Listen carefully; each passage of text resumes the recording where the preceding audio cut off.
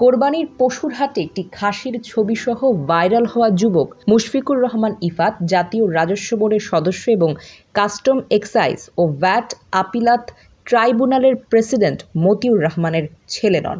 এমনকি এই যুবকের সঙ্গে তার কোনো আত্মীয় সম্পর্কও নেই। বুধবার দুপুরে বিষয়টি নিশ্চিত করে মতিউর রহমান বলেন, ইফাত নামের আমার কোনো ছেলেই নেই, এমনকি আত্মীয় বা পরিচিতও নন। আমার একমাত্র ছেলে, তার নাম তৌফিকুর রহমান। একটি গোষ্ঠী আমার বিরুদ্ধে অপপ্রচার করছে। আমি এই বিষয়ে পুলিশের সাইবার ক্রাইম ইনভেস্টিগেশন বিভাগের সহায়তা চেয়ে আইনি পদক্ষেপে যাচ্ছি।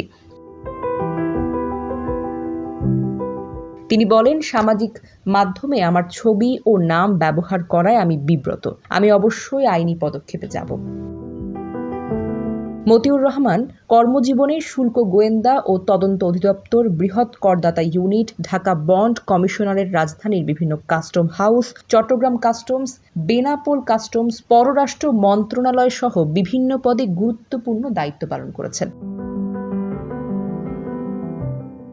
জানা যায়, ঢাকার মোহাম্মদপুরে অবস্থিত সাদিক অ্যাগ্রো থেকে ভাইরাল হওয়া সেই খাসির জন্য ১ লাখ টাকা বুকিং দিলেও নিতে আসেননি এর ক্রেতা মুশফিকুর রহমান ইফাত নামের এক যুবক। গত ১২ জুন ডেলিভারি নেওয়ার কথা থাকলেও এখন পর্যন্ত ক্রেতা ইফাতের সঙ্গে যোগাযোগ করতে পারেনি সাদিক অ্যাগ্রো কর্তৃপক্ষ।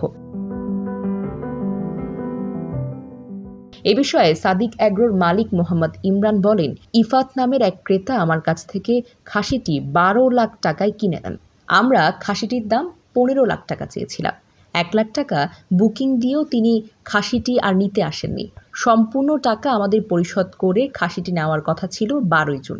আমরা ১১ জুন রাত থেকে ওই ক্রেতার সঙ্গে যোগাযোগ করার চেষ্টা করেছি, কিন্তু আমরা এখন পর্যন্ত তার সঙ্গে যোগাযোগ স্থাপন করতে পারিনি। আমরা এখনও তার সঙ্গে যোগাযোগ করার চেষ্টা করছি, কিন্তু সে ফোন ধরছে না।